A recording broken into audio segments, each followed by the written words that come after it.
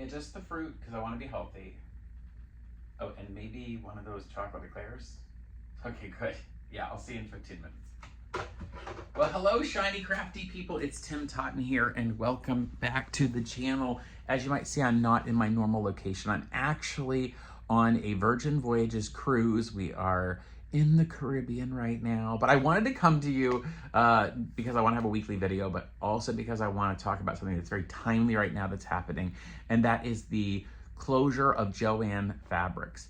This is very close to me because, of course, I really grew up using Joann Fabrics as my place to buy apparel fabric and quilting fabric and crafting fabric.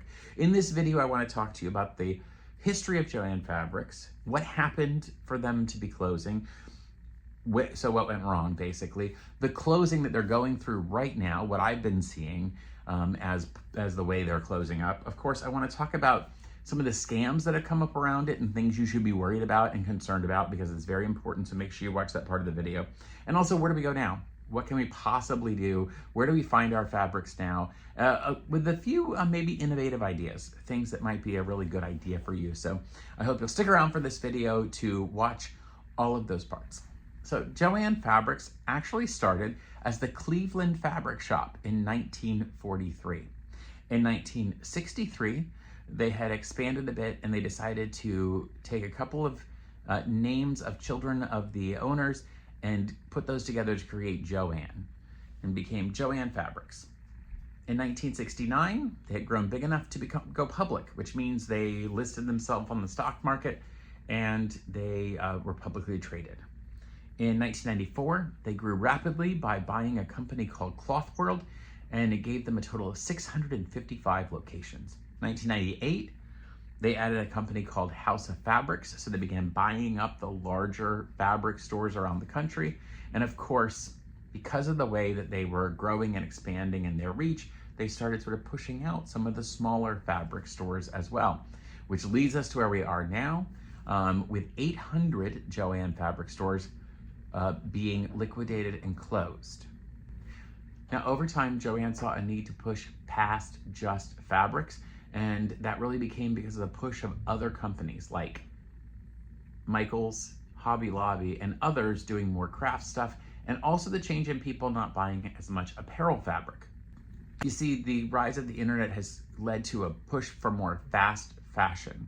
Think specifically like in-person stores like H&M or Old Navy that create rather inexpensive fashions, but also those online websites like Temu and Shine or Sheen or however they say it, have really pushed people to be able to buy fabrics, clothing items relatively cheaply, far cheaper than if they made it themselves. I mean, I remember back in the day watching Nancy Zeman on Sewing with Nancy spend 10, 20, 30 hours making a woman's business suit and teaching people how to do that, because frankly, it was still cheaper to make your own than buy it from a retail store. But today you can get a business suit for $100 to $200, certainly cheaper than you buying all the fabrics and the interfacings and everything else and then making it yourself. So that Joann felt a need to branch out. And of course, that's important, but it also, I think, has led to their demise. The other problem I think that has led to the downfall of Joann's was the creating their company as a discount brand. In other words, I have never gone into Joann Fabrics, at least in the last 25 years or more, without a coupon in my hand. They pursued a heavy strategy of coupon, discount, discount, discount. I've received thousands of emails over time from them offering me a coupon, so that there's no reason to ever walk into one of their stores without having a coupon in your hand. And the problem with that is that it creates a culture, an idea that the store, you never pay full price for anything in that store. Why would you? You always want to get it on sale. And that is the same thing that doomed JCPenney for a while. You see, JCPenney also followed a similar strategy. That's also a store here in the US that is more of a clothing and home decor store. And you go in, and JCPenney for the longest time had super discounts until they hired a new CEO in 2010 or 11, somewhere in there. And his strategy was, let's just go to one honest price. Everything will just be honestly priced what it is. So even though that jacket used to be $80 and now it's $25, and you don't have to use all these discounts to get it down to that discounted price. The consumers were so used to the discount strategy that they couldn't fix it, they couldn't change it, and it actually almost bankrupted their company. He eventually left, they went back to their discounting strategy, and now JCPenney is in whatever shape they're in, still existing. I think it's actually hurt Joann's, and it's actually part of the problem for why their closeout doesn't seem to me to be going as well as it could. Let's talk first, though, about why they're at the closeout. 2020 was actually a rough year for many different retailers, but not actually Joann. They saw an improvement in their numbers because so many people were sitting at home, crafting and sewing. Other people were making masks. So people were buying fabric and fabric items from Joann. The problem came afterwards. They had not restructured debt. They had major issues still. And this got so bad that they had to be delisted from the stock market and go back to being a private company. They had several different changes until this year, early last year, they filed bankruptcy. And then they filed bankruptcy again, twice in a single calendar, in a 12-month period. And the plans had to be rather drastic. The first plan was to close 500 of their stores, just focus on 300 of the best performing stores and get themselves back to profitability. But when it became obvious that wasn't going to work, a judge oversaw selling the entire company to a liquidation company. So several companies lined up, and the winner was a company called GA Group. They bid the highest amount, and that money that they bid to buy the company and all of its assets went to the creditors of Joann. Now, Joann takes on debt over time like every major company, and that debt has to be paid and paid back. Well, when they could not do that, they filed bankruptcy, and the creditors line up to get some portion of their money back, and that comes from the money that the GA Group paid to buy the company. Now, the GA Group is going to make their money by liquidating all the assets of Joann. They're going to liquidate all the stores, all the items inside, everything, hoping to make their money back and some bit of profit. And this leads to one of the issues that I see as a consumer. So I went into my local Joann store just about a week ago before heading out on this cruise. And then I went into another store in a neighboring town just a day or two later. And what I saw was that they have stopped all couponing, all the other sales they had on. Everything has changed in terms of that. They wiped off all of the discounted pricing. So everything is at its full price, and then they've added their discount for liquidation. When you're used to walking into a store with a 40% off coupon, a 20% discount doesn't feel like much for liquidation. The other issue is that 40% off coupon. In the past, Joann didn't want to sell everything at that discount. So in fact, the coupon had limitations, like you couldn't buy a sewing machine with it. There were certain items you couldn't buy, but they couldn't literally exclude everything in the store. So what they would do to sort of target you to what you could get was they would say that it's also not valid on anything that's currently on sale. So if it's not a regularly priced item, you can't use that 40% coupon. So if they didn't want to sell quilting cotton at a 40% discount, they would go ahead and just put that on discount of some kind, just less than 40%.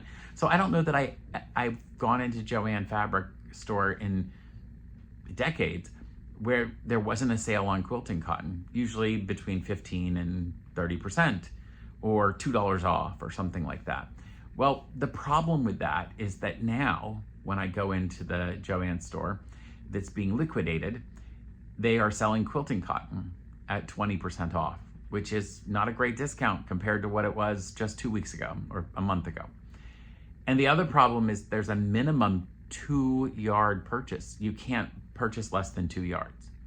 So you can't buy just half a yard if you need it for a project or, a third of a yard. You have to buy 2 yards of their quilting cotton.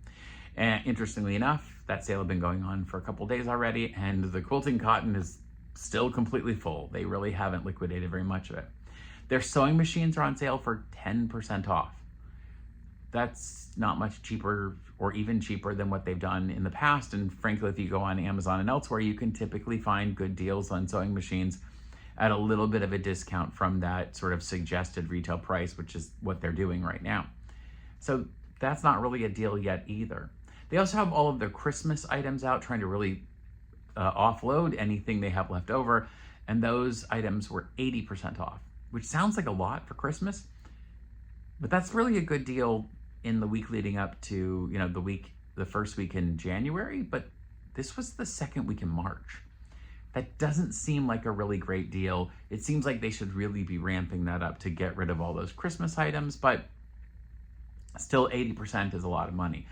I saw discounts between 10 and 30% in the store. So I know they're gonna have to ramp that up because they've talked about finishing their liquidation by May, sometime in May. And of course, by that point, they will also be laying off 19,000 employees.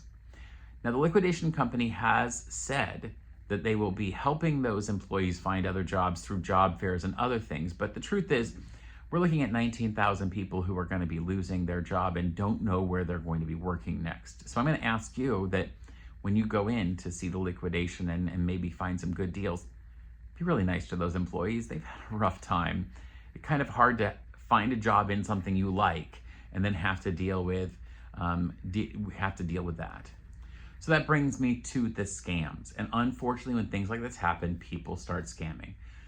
The liquidation company that has bought Joann has said specifically that they have shut down all online sales at Joann.com. You cannot buy online there anymore. Everything they're selling will be sold in store. That's where everything's being liquidated. So if you see something like this on social media that says, oh, online liquidation, you can get on our website and buy fabric for less than $1 and you can get 90% off of sewing machines and elsewhere, that's a scam. That person or company, whoever's doing that, is probably not even located in the United States. That's how they escape persecution for this. They get you to give them your information. They get you to put a bunch of money in thinking you're going to buy stuff, and you think you've bought $1,000 worth of stuff for $200, and then your $200 is just gone. You're never getting it back. Do not fall for these scams. It is relatively cheap for them to put these on social media, and the social media companies don't seem to be caring to pull them off or get rid of them. So be aware. You can only buy liquidated Joann merchandise in a Joann store. So where do we go from here? That's the big question I think is a problem, because there isn't really a national retailer of fabric, specifically not a national retailer of apparel fabric. So you can certainly go to Michael's for a small amount of fabric, and you could go to Hobby Lobby if that's a company you're willing to spend money with. But they don't have as much apparel fabric either. When I've gone in there to scope out what they've done, it's mostly quilting fabric. And so there's not a huge selection of that either. They also, I think, have the discount couponing problem, but that's for another video. Walmart, luckily, halted their plans to remove fabric from all their stores. For a couple of years ago, they spent some time deleting fabric sections from so many stores. And now I've seen, when I've gone in, that it's now part of their blueprint to have fabric and crafts back in again. They've changed sort of how it fits and what's available, but I'm crossing my fingers that Walmart, because they have a large national retail footprint, will decide to fill in the gaps here and bring back some of that apparel fabrics and some of the stuff that you might need to be able to go see in person. Of course, there are always online options. People do sell fabric on Etsy, which is an unusual thing, but there's definitely fabric available there. I found some things that I've been looking for. You can also have your own fabric printed with spoon flower. They offer several options, but that can get quite expensive. There's always Amazon, although I think it's hard to tell what the quality is going to be like. There's just something about touching stuff and seeing it. Now, for home decorator fabrics, before my company, Final Embrace, started buying in much bigger bulk, and we now get huge shipments of fabric. In the past, we went to a company called bestfabricstore.com. And I really like them very much. If I was still buying smaller amounts of home decorator fabric, that's exactly who I would go to. They have some great options in the $7, $8, $10, $15 range per yard, which is pretty good for home decorator fabrics, and they're really nice people to work with. Now, if you're buying quilting cotton and you do want to buy that online from someone with a large selection, there's of course the Missouri Star Quilting Company. We all know Jenny Doan and her family, and they've had a really great growth. I'd also encourage you to go to some of the smaller retailers as well. I'm a huge fan of Jordan Fabrics. You may have seen videos online of a woman named Donna Jordan making quilts, and showing those off. That was something they started to help to push their fabric company, and they've done so many great quilts. And they have great fabrics and stuff together that you can get collections and other things. I would encourage you to maybe wait a few weeks before you go to them, because, and I don't ever want to be the bearer of bad news to people, especially when it's about somebody who maybe you feel connected to on YouTube or elsewhere. Unfortunately, just a few days ago, Donna Jordan passed away, and her husband shared her last video that was not finished, but was able to share her last video that she made and share the fact that she had passed. And of course, her family is dealing with her her passing, and they're not selling anything on their website right now, but they will start up again soon. And I would love for everyone who wants to buy quilting fabrics to support that family company. The other idea I have is a little bit crazy. During the pandemic, I mobilized people in my community using social media, mostly Facebook, to find more than 300 people to sew fabric masks and give them to schools and churches and hospitals and other places, doctors' offices that needed fabric face masks. We made about 34,000 of them, and I think it's the power of social media might be really good to use here.